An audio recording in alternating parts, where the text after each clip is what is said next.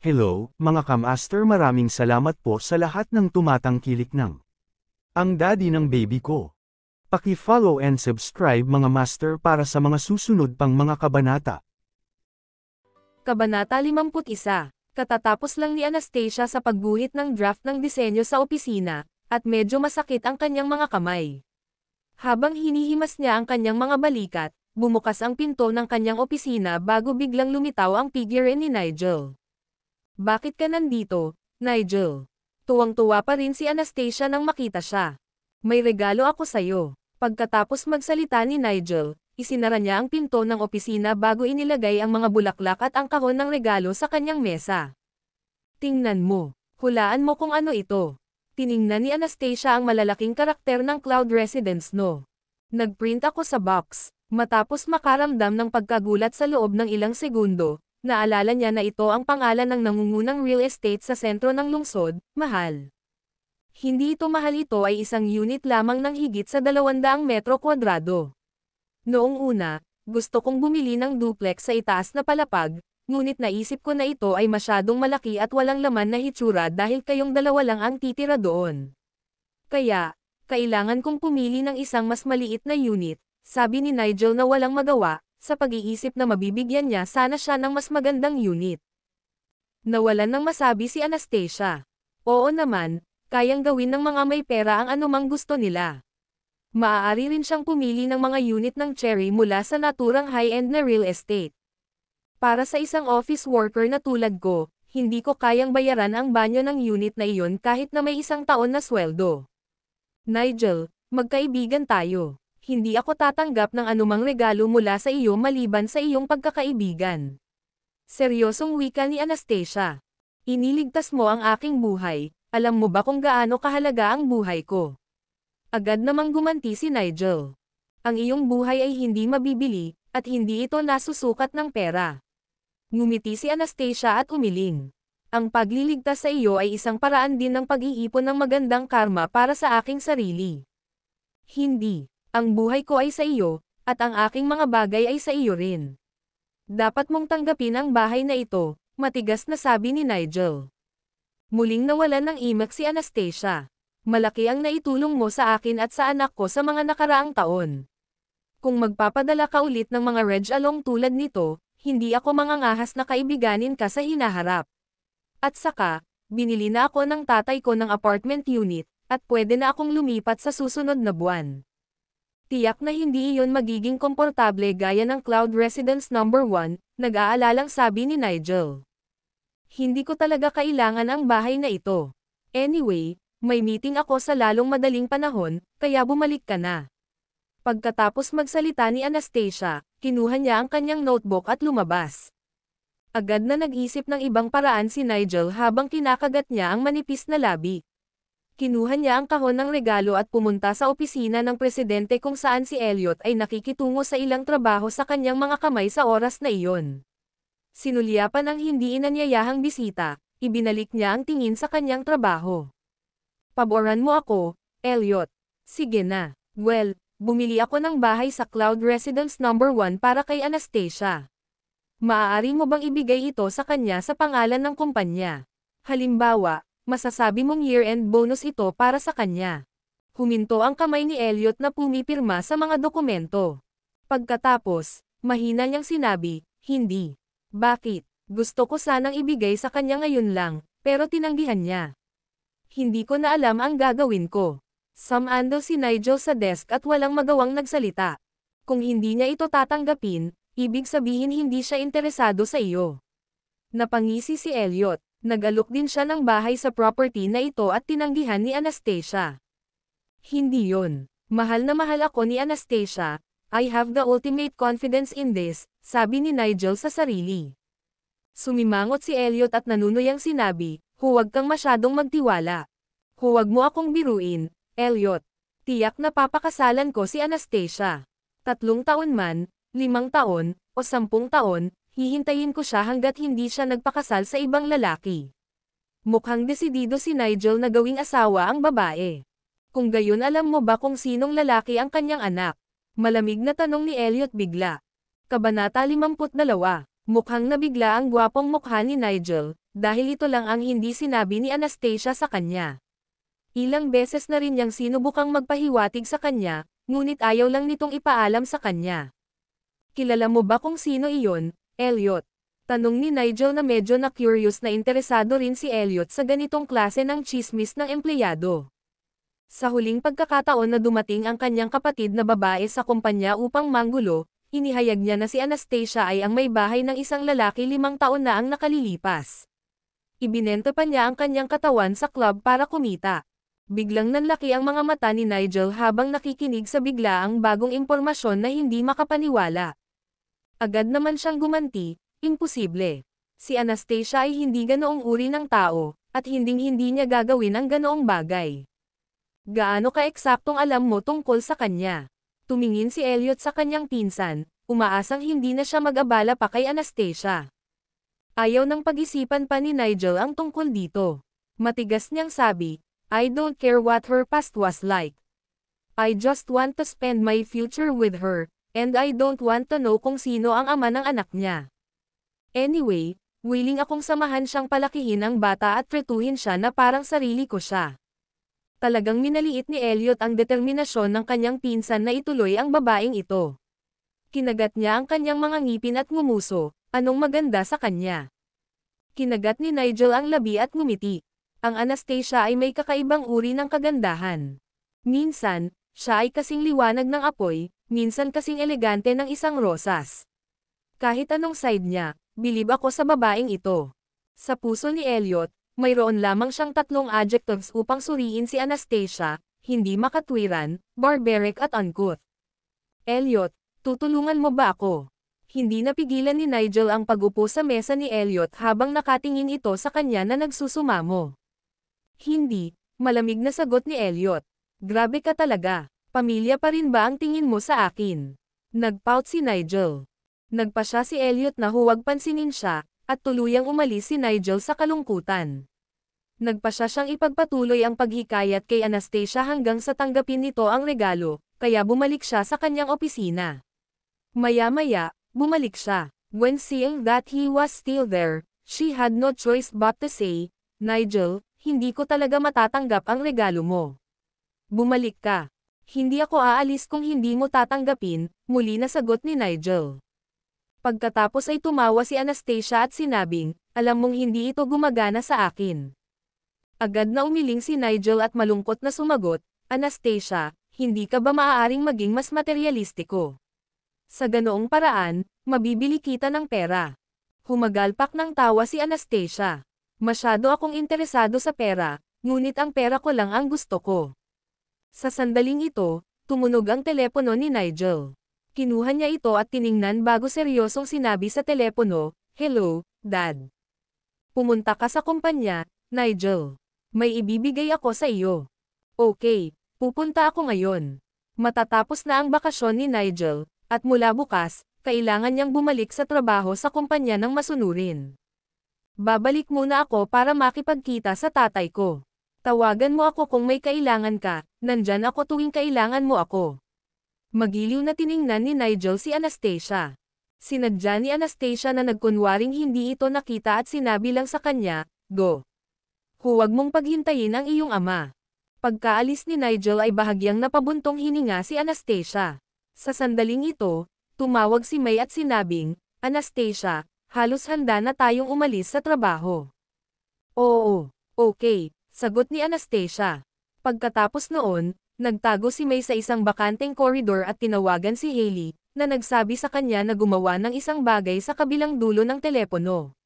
Sinabi niya kay May na tiyaking may iwan ang telepono ni Anastasia sa opisina kahit ano pa man ang mangyari, at huwag hayaang kunin ito ni Anastasia.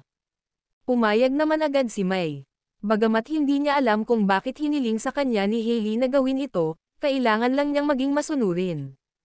Hindi nagtagal, dumating si May sa opisina ni Anastasia at nakita niyang nag-aayos siya ng ilang mga dokumento habang nasa sofa ang kanyang bag.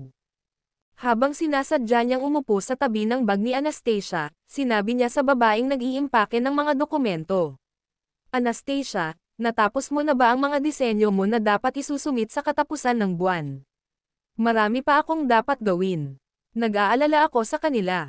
Habang nagrereklamo, kusa niyang inayos ang kanyang tindig.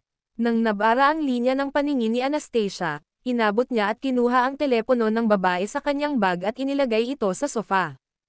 Kabanata 53. Hindi napansin ni Anastasia ang ginawa ni May. Pagkatapos niyang ilagay ang mga dokumento sa cabinet, sinilip niya ang oras at sinabi sa babae, "Okay, we should go to. May 3 tindahan na susuriin ngayong gabi, kaya medyo nagmamadali kami sa oras." "Okay, let's go." Agad namang nagkusa si May na hawakan ang bag. "Ihahawak ko ang iyong bag para sa iyo, Anastasia." Pagkalabas ni Anastasia ay kinuha pa rin niya ang kanyang bag. "Ako na mismo ang hahawak." Agad itong ibinalik ni May sa kanya, at bumaba ang dalawa. Dahil pareho silang walang sasakyan, sakay lang sila ng taxi. Sa kasamaang palad, ito ay nasa tamang oras para sa paglilipat ng taxi, at walang mga taxi na humihinto para sa kanila. Nadidismaya si Anastasia noon pa lang biglang nag-drive si Rolls-Royce Phantom. Bumaba ang bintana, tumambad ang isang gwapong lalaki na naka-black suit na eleganteng nakaupo sa driver's seat. Mukha siyang dominante, misteryoso, at partikular na kaakit-akit. Natigilan si May sa nakita. "Ito ba ang sasakyan ni President Presgrave? Sumakay ka sa kotse. I'll take you both there," sabi ni Elliot na may walang katulad na kabaitan. Magalang na sumagot si Anastasia, "Hindi na kailangan iyon, salamat." Gayunpaman, si Elliot ay walang balak na umalis. Ang kanyang malalim na mga mata ay nakatutok sa matigas na mukha ni Anastasia, at pagkatapos ay inulit niya sa pangalawang pagkakataon, "Sumakay ka sa kotse." Hindi na hinintay ni May na maupo sa kotse ni Elliot. Kung maaari lang niyang samantalahin ang swerte ni Anastasia at sumakay dito ng isang beses, siya na ang pinakamaswerteng babae sa mundo. "Anastasia, hindi tayo makakakuha ng taxi ngayon. Mail late na tayo, kaya dalhin natin ang kotse ni President Presgrave." Pagkatapos magsalita, nagkusa si May na buksan ang pinto ng pasahero at hinayla si Anastasia sa kotse. Natural na hindi masyadong masaya si Anastasia tungkol dito, ngunit dahil pinilit sila ni Elliot na ipadala sa destinasyon at binuksan na ni May ang pinto ng kotse, sinabi niya kay May, "Maupo ka sa harap." Pagkatapos noon, binuksan niya ang pinto sa likod at umupo sa backseat. Nang marinig iyon, nababaliw na si May sa tuwa. Maswerte siyang umupo sa front passenger seat kasama si Elliot. Pagkaupo niya, hindi na siya naglakas loob na huminga. Nanginginig ang buong katawan niya, at buong oras ay kinakabahan siya. Si Anastasia naman ay nakaupo sa backseat. Sa sandaling itinaas niya ang kanyang ulo, sinalubong niya ang malalalim na mata ng lalaki mula sa rearview mirror. Mabilis siyang dumungaw sa bintana habang dahan-daang umaalis ang sasakyan, patungo sa commercial street na kanilang pupuntahan. "Paano mo nalaman na pupunta tayo doon, President Presgrave?" Nagtatakang tanong ni May. "Nabasa ko na ang impormasyon," sagot ni Elliot. Makalipas ang kalahating oras, huminto ang kotse ni Elliot sa harap ng isang tindahan sa isang commercial street. Bumaba si May sa kotse nang hindi sigurado, habang mabilis na sinabi ni Anastasia sa lalaking nasa driver's seat, "Salamat." Kasunod noon, pinanood sila ni Elliot na naglalakad papasok sa tindahan ng Burgwa. Ipinarada niya ang kanyang sasakyan sa kalapit na lokasyon, ngunit hindi siya umalis. Sa halip, bumaba siya ng kotse at naglakad patungo sa tindahan. Sa tindahan, nagpakilala si Anastasia sa manager ng tindahan, at agad na itinalaga sa isang reception room. Sa sandaling ito, isang lalaki ang pumasok sa pasukan. Siya ay nakasuot ng isang straight suit, na nagdulot ng isang superior at misteryosong ugali. Sa ilalim ng liwanag, naglabas siya ng kingly aura. "Presidente Presgrave." Natigilan ang manager nang makitang biglang dumating ang big boss ng walang paabi. Natigilan siya at nagpanik siya. May mali ba sa tindahang ito? Nasaan si Anastasia Tillman at ang iba pa? "Oh, si Miss Tillman ay nasa reception room, at ibinigay ko sa kanya ang impormasyon ng mga customer." Pagkatapos noon, nagmamadaling lumapit ang manager para ihatid si Elliot sa reception room. Tinitingnan ni Anastasia ang impormasyon ng mga kamakailang customer at ang mga talaan ng mga benta ng pinakasikat na mga item sa tindahan nang biglang bumukas ang pinto at pumasok ang isang payat at gwapong figure. Biglang nanlaki ang mga mata ni May sa nakita. Bakit nandito si President Presgrave? Samantala, Nagulat lamang si Anastasia ngunit hindi man lang natuwa. Ang lalaking ito ay patuloy na sumusunod sa akin kahit saan. Ituloy mo ang trabaho mo, sabi ni Elliot sa mahinang boses habang naupo sa tabi nila. Kabanata 54, hindi nakaimik si Anastasia. Pinangangasiwaan ba ng lalaking ito ang trabaho ko?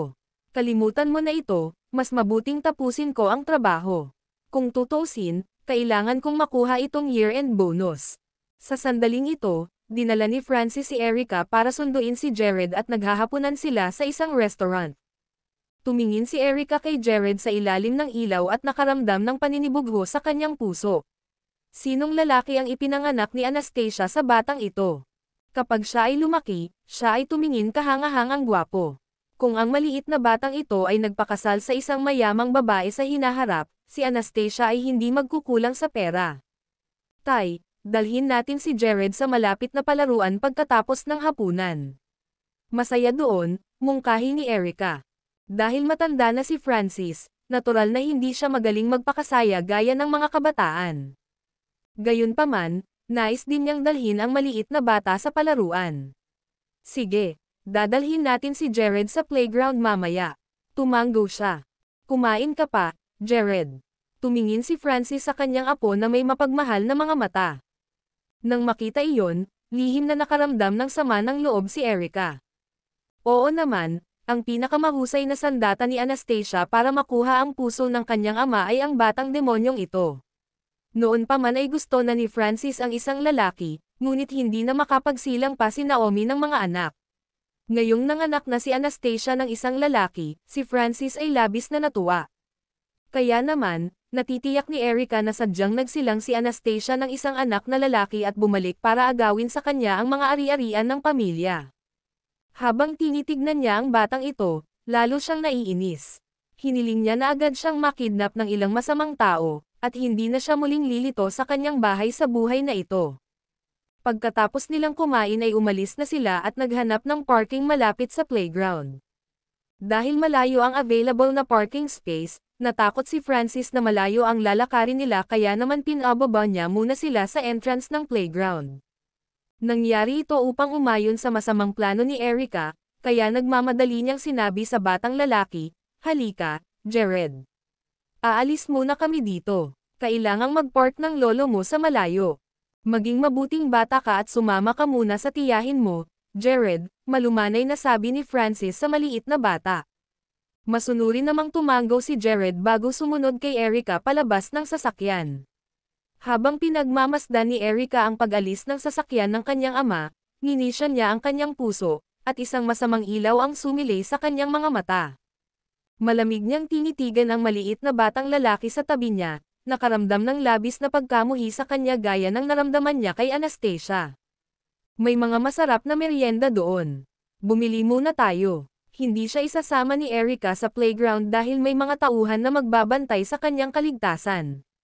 Sa kabaligtaran, gusto niyang dalhin siya sa mga abalang lansangan kung saan walang nagmamalasakit sa kanya.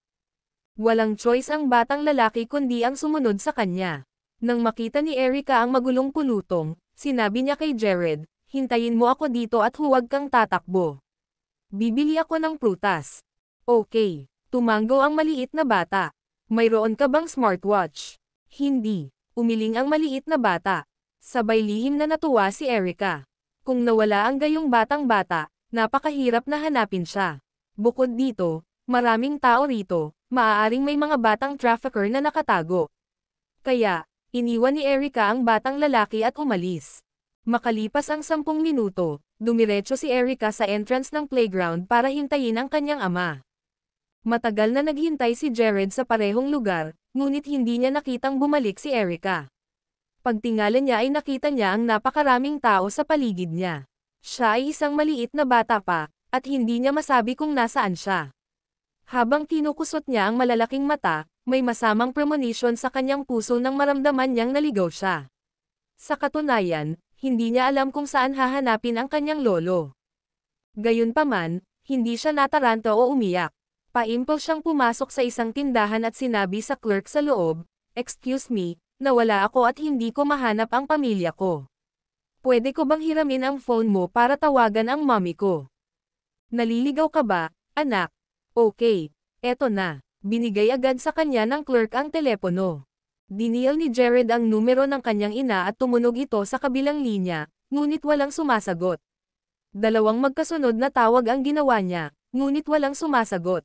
Bukod sa numero ng kanyang ina, wala siyang ibang numero.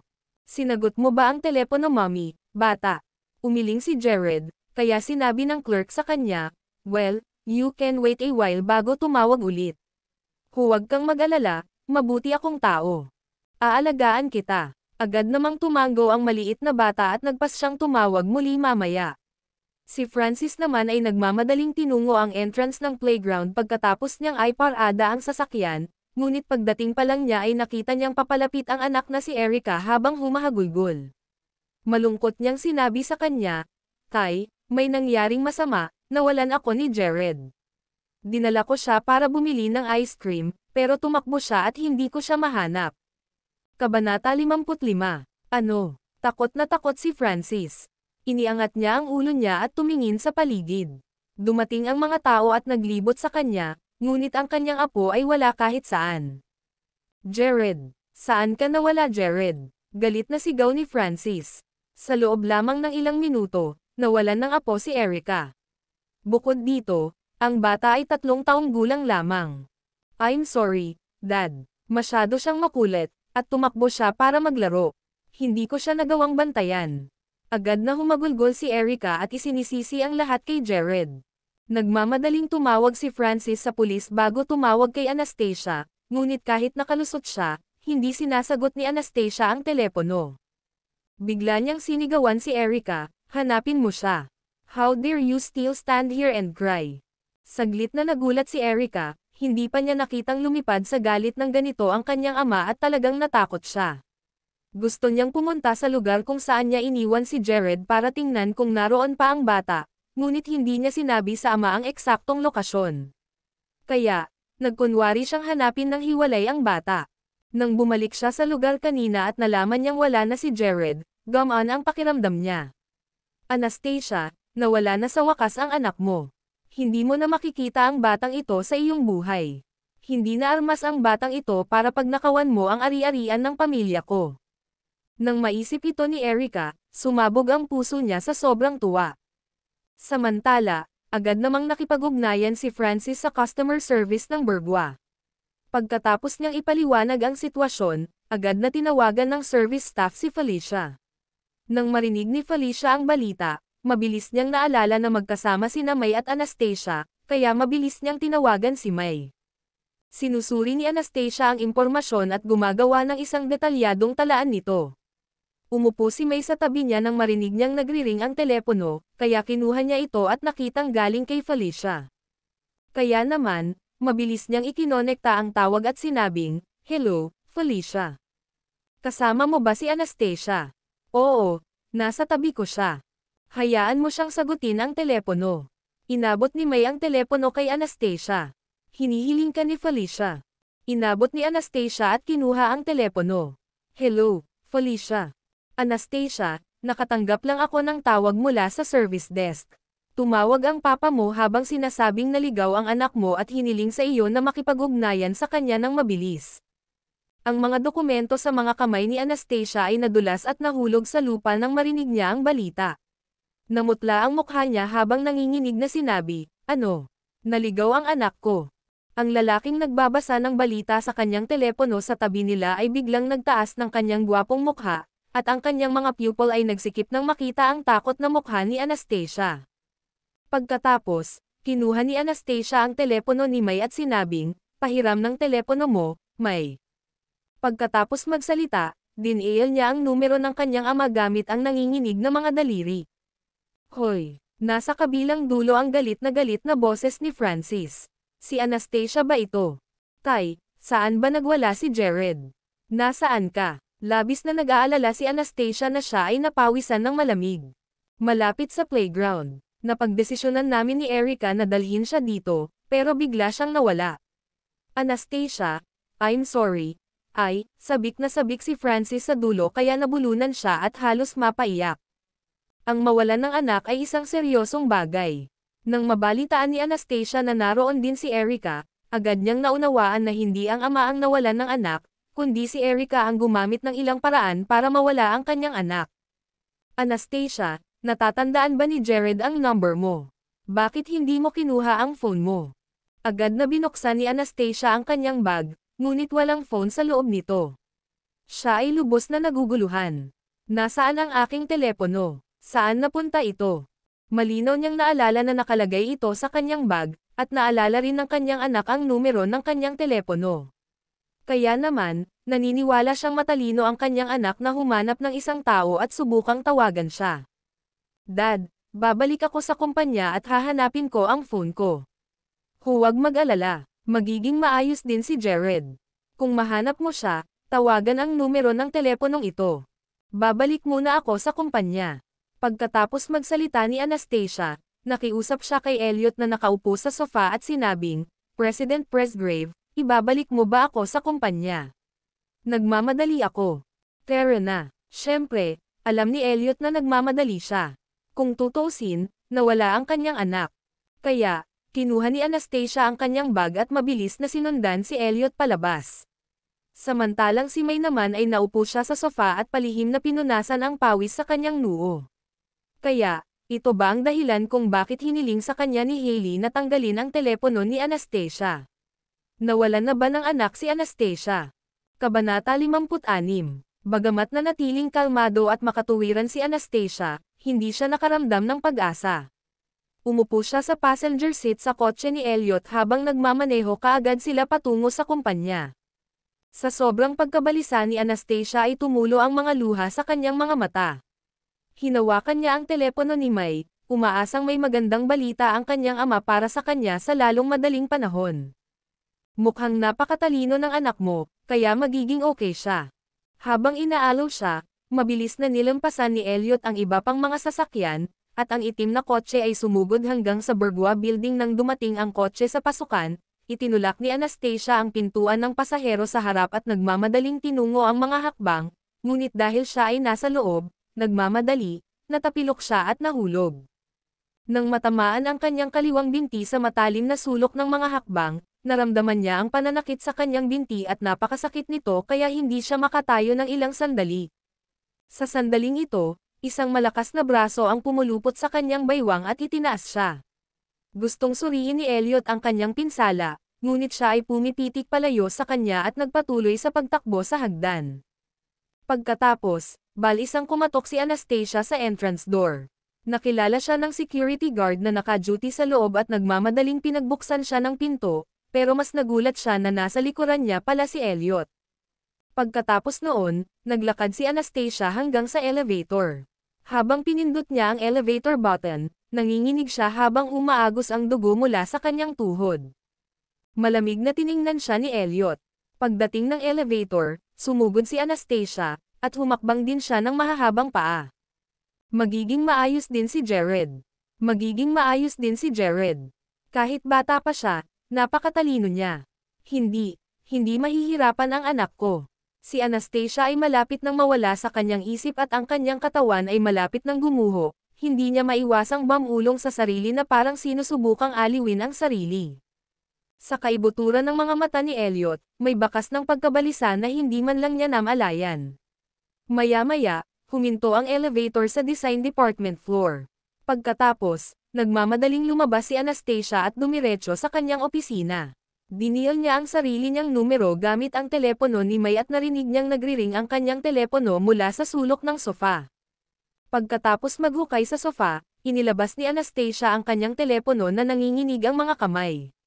Nang buksan niya ito, napansin niya ang 16 na missed calls. Maliban sa contact ng kanyang ama, doon ay isang hindi kilalang numero na tumawag ng maraming beses. Napabuntong hininga siya at nagmamadaling tinawagan ang numero. Hindi nagtagal, sumagot ang kabilang dulo. Hello? Hello? Tumawag ba ang isang bata sa numerong ito gamit ang iyong telepono? Oo, ikaw ba ang ina ng bata? Ako po. Nasa tabi mo ba ang anak ko? Oo, pinaghintay kita sa tindahan ko. Huwag kang mag-alala, ayos lang siya at babantayan ko siya.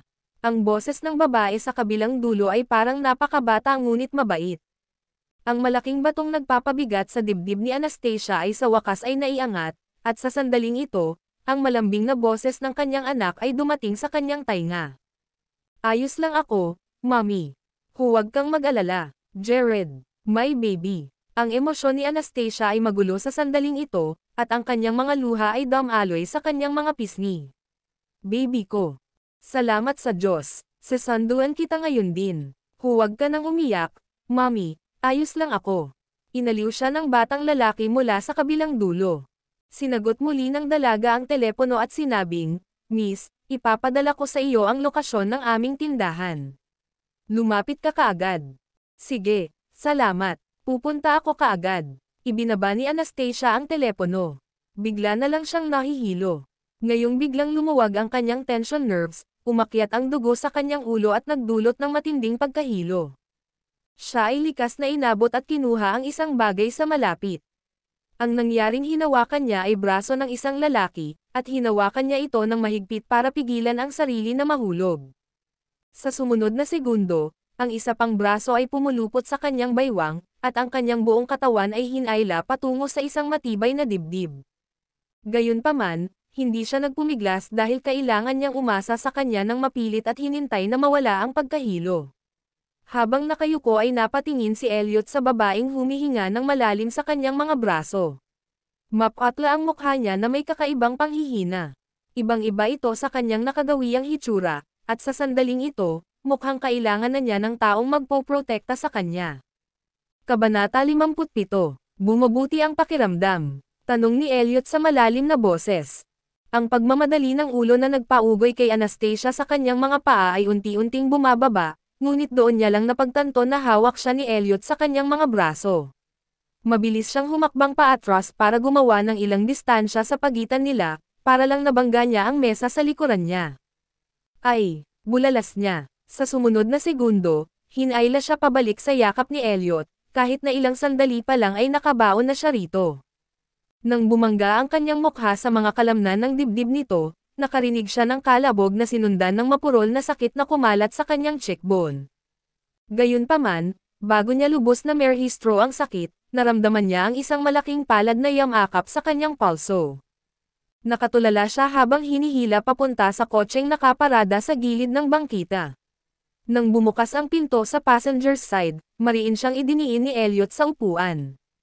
Pagkaupo niya, kinuha niya ang kanyang telepono at tinawagan ang numero ng kanyang ama, at narinig niya ang gulat na sigaw ni Francis sa kabilang linya.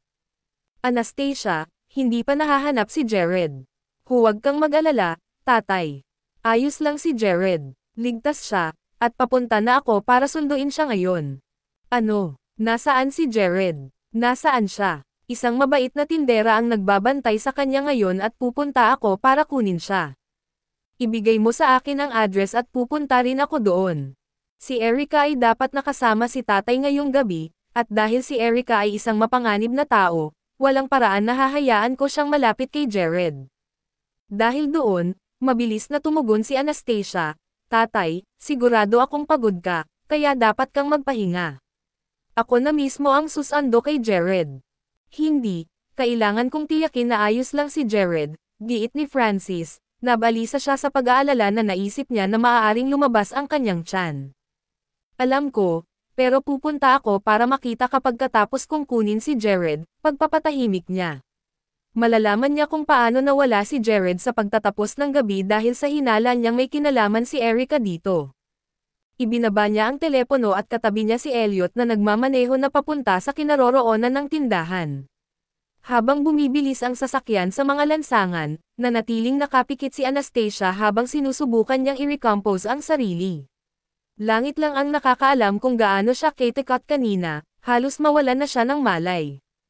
Ito ang unang pagkakataon mula nang ipanganak si Jared na nasumpungan niya ang kanyang sarili sa awa ng takot. Sa wakas, huminto sila sa labas ng isang butik. Nakita ni Anastasia ang kanyang anak na nakaupo sa sopa pagkapasok niya sa pinto at napaluha siya ng maluwag habang umiiyak. Jared. Mommy, Mommy, nandito ka na. Tumakbo ang maliit sa kanya at inakbayan siya. Yumuko rin siya at hinayla siya sa kanyang yakap. Tahimik na umaagos ang kanyang mga luha sa kanyang mukha. Samantala, Napansin ng tindera na nagbabantay kay Jared ang lalaking nakatayo sa likuran ni Anastasia, pagkatapos nito ay agad itong naisip, wow, ang galing. Ito ay dapat na ama ng bata. Magkamukha talaga sila. Sa kanyang mga gwapong tampok at pinasadyang suit, si Elliot ay mukhang nakasisilaw kung saan siya nakatayo ng matangkad at tuwid sa ilalim ng mga ilaw. Hindi nagkakamali ang kagandahan at kakisigan na dulot niya. Bagamat hindi siya umimik, tila gamaan ang loob niya nang bumagsak ang kanyang tingin sa magkayakap na mag-ina. Inayos ni Anastasia ang kanyang posture at hinubad ang kwintas na suot niya, na siyang tanging mahalagang bagay na mayroon siya sa kanyang katauhan ngayon. Hinawakan niya ang kamay ng babaeng tindera at nagpasalamat, wala sa akin ang pitak ako, ngunit kunin mo itong kwintas ko bilang gantimpala sa iyong kabutihan, ang kwintas ay nagkakahalaga ng 20,000. Nako, hindi na kailangan yan. Kahit sino pa ang gumawa ng parehong bagay. Ang bata ay mahalaga, siguraduhing bantayan mo siya sa susunod, malumanay na tugon ng tindero habang hinihimas ang kamay ni Anastasia sa kanyang pagtanggi na tanggapin ang gantimpala. Maraming salamat po, ikaw ang tagapagligtas ng aking anak. Pwede ba namin makuha ang number mo? Tinitigan ni Anastasia ang tindero, ang pasasalamat sa kanyang mga mata. Tila medyo nataranta ang dalaga habang hinihimok niya, there's no need to be so formal with me. Iuwi mo na ang anak mo at magpahinga ka na. Nang makitang mahigpit na tinanggihan ng dalaga ang gantimpala, walang ibang pagpipilian si Anastasia kundi ang labis na magpasalamat sa kanya. Ang maliit na katabi niya ay tumangalakay, Elliot sa sandaling iyon at nagtanong, Mr. Guwapo, ikaw ba ang naghatid sa mami ko dito? Tama iyan, buddy. Alam mo ba kung gaano katikat ang nanay mo? You gave her quite the fright, sabi ni Elliot habang nakayuko at hinayla ang bata sa kanyang mga bisig. I'm sorry, mommy. Kasalanan ko ito. I never should have run off on my own, paumanhin ni Jared, na napagtanto ang bigat ng sitwasyon. Pagkatapos magpasalamat sa tindera, lumingon si Anastasia sa kanya at nagtanong, Jared, pwede mo bang sabihin sa akin kung paano ka nawala? Pinaparada ni Lolo ang sasakyan nang sabihin sa akin ni Tita Erica na bibilhan niya ako ng masarap na merienda, ngunit pumunta siya at hindi na bumalik. Gusto ko siyang hanapin, pero nawala ako, prank ang sagot ng batang lalaki. Napuno ng matinding galit si Anastasia nang marinig niya ito. Nagngangalit ang kanyang mga ngipin, naisip niya, sinasadya mong iwanan ang aking anak, hindi ba, Erica? Kabanata 58. Para sa isang batang ganito kaliit na may iwan mag-isa sa maraming tao, si Jared ay maaaring kinidnap ng ilang ruffian na nagtatrabaho sa isang sindikato at walang makakapansin. Hindi naman kalayuan ang amusement park dito. Nagmaneho si Elliot at huminto sa labas ng parking lot. Sa kasalukuyan, walang gaanong tao sa entrance ng amusement park at tanging si Francis lang ang nakatayo doon, naghihintay kasama sina Erica at Naomi. Nang marinig ni Erica na natagpuan na si Jared, nagsimula siyang umiwas at agad na itinanggi na may kinalaman sa pagkawala nito. Ang misteryosong sasakyan ay kumikinang sa ilalim ng mga ilaw habang ito ay gamulong sa paghinto. Pagkatapos, bumukas ang pinto nang lumabas si Anastasia sa kotse habang nakaakbay si Jared. Halos lumipad si Francis papunta sa kanila at nagmamadaling durugan si Jared sa kanyang dibdib, ang mga luha nito ay umaagos sa kanyang mukha habang kinakain siya ng guilt. Nako, mahal kong apo. Binigyan mo ako ng takot. Gayunpaman, sa gitna ng masayang reunion na ito, ang nakapatay na tingin ni Anastasia ay nakatuon kay Erica. Ang galit na kumulo sa loob niya ay humihimok sa kanya na maghanap ng labasan, kung hindi, baka masunog siya on the spot. Nang makita ang masamang tingin sa mukha ni Anastasia, isang maingat na si Erica ang napaatras ng 2 hakbang at nagtanong, bakit ka ganyan makatingin sa akin, Anastasia? Nang makita niya kung gaano hindi mapalagay at umiiwas si Erica ay muling nanambalik ang galit ni Anastasia. Itinaas niya ang isang kamay at ibinaba iyon ng husto sa mukha ni Erica, ang sampal ay umalangaw-ngaw sa malutong na hangin sa gabi. Ay, napasigaw si Erica, nanlalaki ang mga mata sa pagkataranta. Sinampal mo lang ako, sira ka, Anastasia. Tumakbo siya sa likod ni Naomi para magtago habang bumubuntong hininga, Nay, sinampal niya lang ako. Agad na ipinulupot ni Naomi ang kanyang mga braso ng protektado sa kanyang anak na babae habang siya ay lumingon, ang lakas ng loob mong hampasin ang aking anak, Anastasia. Kung hindi mo kayang alagaan ang anak ko, Erica, huwag kang mag-alok na gawin ito. Don't think I don't know what you were planning to do, nang gagalaiti si Anastasia habang nakatitig kay Erica. Ikaw maliit na babae, may patunay ka ba na sinasadyang mawala ni Erica ang anak mo? Nagtatanggol si Naomi, pinagtanggol ang kanyang anak. Alam ni Francis na dinadala niya ang mas malaking responsibilidad dito, kaya lumapit siya sa mga babae at sumingit sa masakit na boses. Anastasia, kasalanan ko. Huwag mong sisihin si Erica. Dahil sa matinding galit, nanatili ang tingin ni Anastasia kay Erica habang madilim na nagbabala, layuan mo ang anak ko.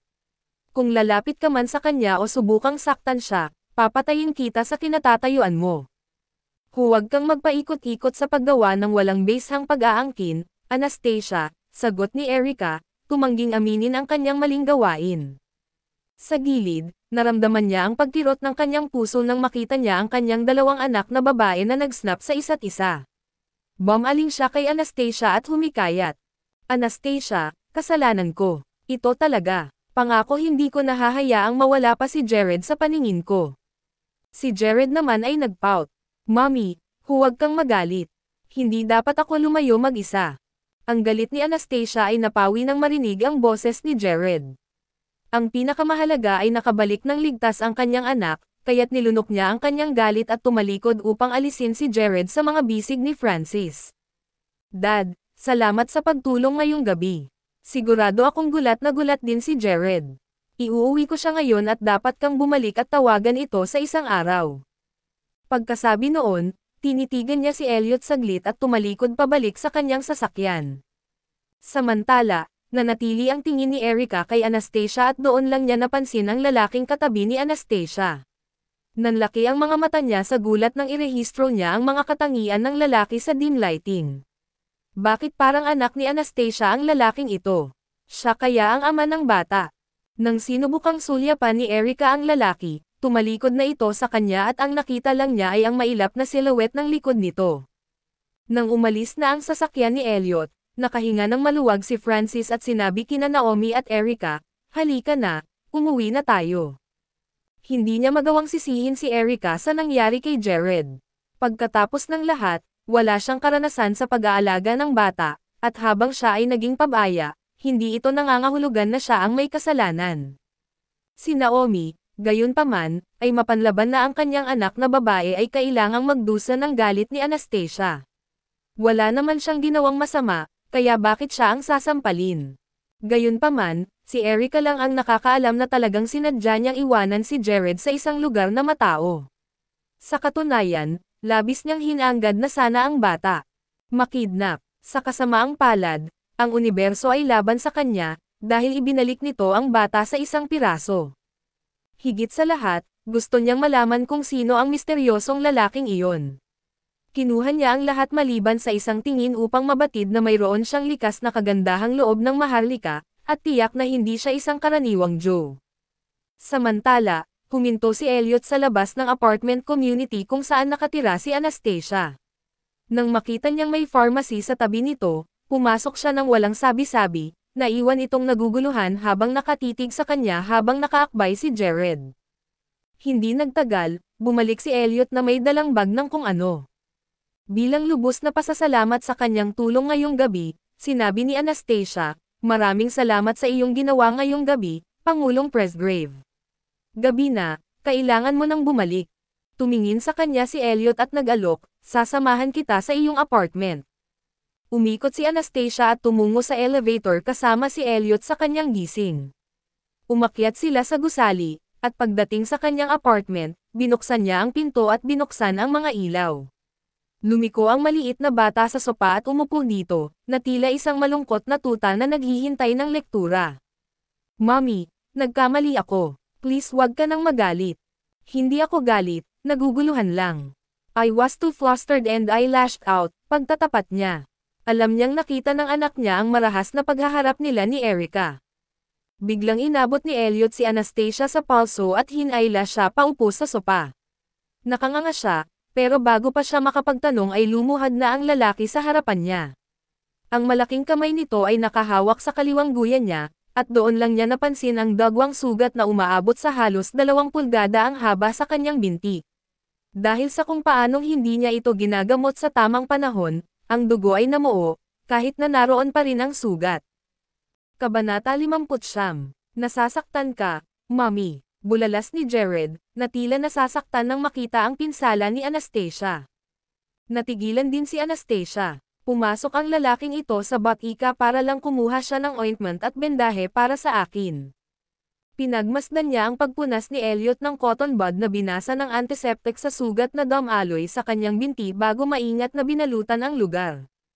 Maingat niyang ginamo ang sugat na para bang nakasanayan na niyang gawin ito noon, at hindi nagtagal ay natapos na niya ang mga bagay-bagay. Salamat, medyo matigas na sabi ni Anastasia. Akala niya ay sobra-sobra na ang ginawa nito para sa kanya ngayong gabi. Inilagay ni Eliliet ang carrier bag ng mga first aid na bagay sa coffee table at sinabing, palitan mo ang iyong sarili ng dressing para sa susunod na mga araw. Got it. Salamat. Dahil sa kabastusan niya noong araw na iyon, hindi siya nang ahas na tumingin sa kanya ng matagal. Higit pa rito, lahat ng tulong niya ngayong gabi ay nagpalala lang sa kanyang pakiramdam. Salamat, Mr. Guapo, tumikim si Jared, nakatingala habang nakatingin kay Elliot ng may malaking pasasalamat. Bahala ka. Inabot ni Elliot at masuyong hinaplos ang ulo ni Jared. Pagkatapos, tinitigan niya ng matagal ang babaeng nakayuko. Walang salita, pumunta siya sa harap ng pintuan, binuksan ito, at umalis. Noon lang nakahinga ng maluwag si Anastasia. Hinailan niya si Jared sa kanyang mga bisig, niyakap ito ng mahigpit upang maibsan ang mga buhol sa kanyang tiyan at pakalmayan ang kanyang napakabilis na tibok ng puso. Ganon din, inakbayan siya ni Jared bilang tugon sa yakap. Hindi ko na muling iiwan ang aking anak sa mga masasamang tao tulad ni Erica at ng kanyang ina, dahil mas gugustuhin kong mamatay kaysa magtiwala sa kanila. Nang gabing iyon, nakaramdam siya ng lamig sa kanyang gulugad habang pinapanood si Jared na natutulog. Takot siya, at sigurado siyang mawawalan na siya ng ganang mabuhay sakaling may mangyari sa kanyang anak. Humiga siya at hinayla si Jared sa braso niya. Habang pumulupot siya sa kanya ng may proteksyon, naramdaman niya ang matinding sakit na nagmula sa kanyang tuhod. Nagpakawala siya ng mahinang pagsirit at napag-isip-isip niya kung paano siya nakasama ni Elliot sa mas magandang bahagi ng gabi habang galit na galit niyang hinahanap si Jared. Siya ay naging kanyang personal na driver na nagmamadali sa mga lansangan sa lungsod at umalalay sa kanya kapag siya ay umindayog sa kanyang mga paa. Biglang nakaramdam si Anastasia ng matinding pagkakasala. Tinatrito niya siya tulad ng kung paano maaaring pretuhin ng isang porcupine ang isang estranghero, at tiyak na hindi iyon nararapat. Mukhang kailangan kong maging mas mabait sa kanya. Wala ba siyang sinabi na gusto niyang makilala ko ang lola niya? Sa palagay ko maaari kong aliwin ang ideya at gawin ang mga bagay sa pagitan namin. Iyon ay gagana para sa pinakamahusay. Maaari niyang makipagkita kay Old Madam Presgrave at pigilan ang matandang babae sa pagnanais na gantihan ang walang pag-iimbot na ginawa ni Amelia noong mga nakaraang taon. Kung tutuusin, ginagampanan lang ni Amelia ang kanyang tungkulin bilang isang policewoman nang isakripisyo niya ang kanyang buhay para iligtas si Elliot. Kinaumagahan, pumunta si Francis sa apartment na may dalang mga prutas at regalo. Sa pagkakataong ito, dumating siyang mag-isa nang wala ang kumpanya ni na Erica at Naomi. Sa anumang kaso, naunawaan niya na may papel si Erica sa pagpayag na mawala si Jared kahapon. Gayunpaman, siya pa rin ang kanyang anak na babae sa pagtatapos ng araw, at hindi niya maisip na siya ay may kakayahang gumawa ng gayong kalupitan. Sa narinig na paulit-ulit na paghingi ng tawad ni Francis, sa wakas ay sinabi ni Anastasia bilang aliw, hayaan mo na lang, Dad. Tapos na ang lahat, kaya hindi na natin kailangang pag-usapan pa. Tumigil si Francis sa pagbubuga ng mga salitang puno ng pagkakasala, ngunit ang kanyang mga mata ay puno ng paninisi sa sarili. Maging si Jared ay nagsimulang maawa sa lalaki nang maupo ito sa tabi niya at same time na nangako, hindi na ako tatakas ng mag-isa, Lolo. Pinky promise. You're a good child, Jared, ungol ni Francis, na tila naaaliw habang hinihimas ang ulo ng batang lalaki. Samantala, sa Tillman Residence, nakahandusay si Erica sa kanyang kama habang kinukwento niya kay Hailey ang nangyari kagabi. Sa kabilang dulo ng telepono, hindi napigilan ni Hailey na ituro ng maasim pagkatapos marinig ang mga detalye. This will not bode well for you, Erica. Pastahan ako na suran ka ni Anastasia sa harap ng iyong ama at sabihin sa kanya na pinayagan mo ang kanyang anak na gumala ng kusa. Sino ang nakakaalam kung gaano kalaki ang kapalaran ng pamilya na makukuha mo pagkatapos nito? Namutla si Erica nang marinig ito, at isang maalab na galit ang bumangon mula sa hukay ng kanyang tiyan. Kung ang B*Turk na iyon ay nagsasabi ng isang masamang salita tungkol sa akin sa aking ama, ibibigay ko sa kanya ang impyerno para dito. Sinampal kanya kagabi kahit na nanonood ang papa mo, kaya hindi na ako magtataka kung magdesisyon siyang maglabas ng kalokohan tungkol sa iyo. Madilim na sabi ni Hailey dahil sa galit niya kay Anastasia. Pinag-isipan ni Erica ang posibilidad nito at napagtanto niyang may katotohanan ito. Malamang na sinabi ni Anastasia kay tatay kung gaano ako kakulit. It's bad enough that I barely meant anything to dad as it is. Maaari siyang kumbansihin sa kanya at iwanan sa kanya ang lahat sa kapalaran ng pamilya habang ako ay wala man lang. Ano ang dapat kong gawin pagkatapos? Hindi rin alam ni Anastasia kung ano ang darating. Hindi ko hahayaang makawala siya dito. Biglang sumagi sa kanyang isipan pagkatapos niyang sabihin ito, at pagkaraan ng ilang sandali, bumulong siya, nakita ko si Anastasia na may kasamang lalaki kagabi, at aminado, magkamukha sila ni Jared. Hindi ko alam kung sino siya, pero, well, ano ang hitsura niya? Pinindot ni Hailey, curious na malaman kung sino ang misteryosong lalaki sa buhay ni Anastasia. Kabanata 6 magpahinga sa araw. Si Hailey ay tinatamad sa paligid ng marangyang villa, na parang ang mismong larawan ng privileged insouciance na may hawak na baso ng red wine sa umaga at isang mamahaling pantulog na nakatikip sa kanyang frame. Kumalat sa kanyang harapan ang isang mapagbigay na almusal na inihanda ng mga katulong kaninang umaga. Sa sandaling iyon, isang papasok na tawag ang sumabad sa pag-uusap nila ni Erica, at mabilis na sinabi ni Hailey, "I'll talk to you soon, Erica." Kailangan kong tumawag ulit. Dahil doon, ibinaba niya ang tawag kay Erica at itinuloy ang linya ni May. "Hello, Miss Seymour, ako ito, May. Magaling ka kagabi." "Salamat, Miss Seymour. Pero may mahalagang bagay akong sasabihin sa iyo," kasama ni Anastasia si President Presgrave kagabi. Nawala ang kulay sa mukha ni Hailey. "Ano? Magsusulat sana ako ng isang ulat sa pagsusuri kasama si Anastasia kagabi, ngunit naroon din si President Presgrave, at umalis silang dalawa pagkaraan ng ilang sandali." Sumilay sa mga mata ni Hailey ang walang pidgel na puot habang nag-iisip, so si Elliot ang lalaking kasama ni Anastasia kagabi. Siya kaya ang lalaking sinasabi ni Erica. Yung kamukhang kamukha ng anak ni Anastasia. Damn it, si Anastasia ay dapat na gumawa ng lubos na pagkilos upang makuha ang kanyang pakikiramay at ipahiwatig ang kanyang protection na panig. Naramdaman ni Hailey na itinoon ni Anastasia ang kanyang mga mata kay Elliot. Hindi niya babaliwalay ng posibilidad na sa nakalipas na 5 taon ay naging isang sakam at mababaw na babae si Anastasia, kahit na sa lahat ng bagay, walang babaeng nasa tamang pag-iisip ang tatalikuran ang isang magandang espesimen tulad ni Elliot. Nangangahulugan ba ito na sinusubukan niyang nakawin ang aking lalaki? Nagnganga ang ngipin ni Hailey at nanumpa na hindi niya hahayaang makawala si Anastasia sa kanyang maruming mga pakulo. Sa katapusan ng linggo na iyon, tumanggi si Anastasia na mawala ang kanyang anak sa kanyang paningin, at nagpatuloy ito hanggang sa lumipas ang Lunes. Nang may hatid niya si Jared sa kindergarten at mapanood itong masayang lumaktaw sa main entrance, nakahinga siya ng maluwag. Pagkatapos, nang masulyapan niya ang oras, nagmamadali siyang umalis sa direksyon ng kumpanya. Pagdating sa opisina niya, uminom siya ng tubig. Ngayong lampas 10 AM na ang oras, naglakas loob siya at kinuha ang telepono sa kanyang mesa, pagkatapos ay i-dial ang linya ng extension para sa opisina ng Pangulo. Hindi nagtagal ay isang mahina at husky na boses ng lalaki ang tumunog sa kabilang linya. "Hello. Ako ito, Anastasia. I've decided that I would like to meet your lola," nag-aalangan na sabi ni Anastasia, bahagyang naguguluhang magsalita. Pagkatapos ng kaganapan sa gabing iyon, naisip niyang dapat na niyang ihinto ang paghihirap kay Elliot. Sa loob ng ilang segundo, walang iba kundi katahimikan sa kabilang dulo ng telepono. Naisip niya na baka bumagsak ang puso niya sa tiyan nang bigla niyang narinig na nagtanong ito sa mababang baritonong, "Kailan ka libre?" "Libre ako hanggat bago ang 3:00, sagot niya. Kailangan niyang sunduin si Jared mula sa paaralan mamaya, at wala rin siyang oras ngayong gabi. "Okay, then we'll go right now," aniya. Ang kanyang boses ay malalim at nakakaakit habang binabanggit niya ang bawat salita sa telepono. Sa sandaling iyon, parang sumabog ang isip ni Anastasia.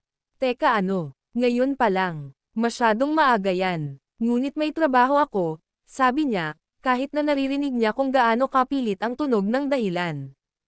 Kung gayon, umalis ka sa umaga. Pero ako, kailangan ko bang gawin ito para sa iyo? Diniinan niya sa amusement.